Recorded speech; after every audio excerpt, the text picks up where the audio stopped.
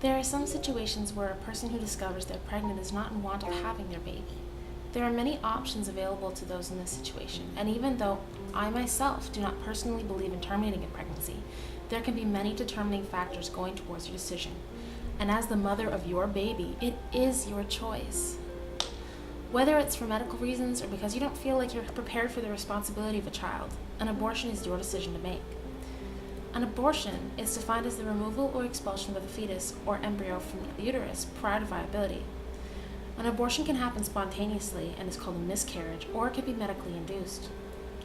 Abortions are among the safest procedures in medical practice. However, there are abortions that are performed by people without license to do so, and those are considered unsafe abortions. Those result in 70,000 maternal deaths every year globally. The abortion performed usually around 7 weeks gestation is usually in the form of a drug, mifepristone or misoprostol, that can terminate the pregnancy in its early weeks. From 15 weeks, a surgical abortion is needed to remove the tissues of the fetus or embryo, membranes, and placenta. This procedure is usually performed with an electric vacuum because it does not require cervical dilation. The second most common form of abortion is dilation and curettage. Curettage refers to the cleaning of the uterine lining with a curette. From 15th to the 26th week, other techniques needed to be used, such as dilation and evacuation. Premature labor and delivery can be induced with prostaglandin.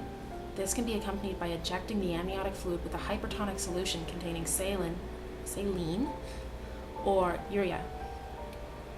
After the 16th week of gestation, abortions can be induced by intact dilation and extraction, or IDX, also called intrauterine cranial decompression. IDX is sometimes called partial birth abortion. They are federally banned in the U.S. Abortion is frowned upon by most of society. However, as it is the mother's decision to make, you shouldn't be made to feel bad for your decision.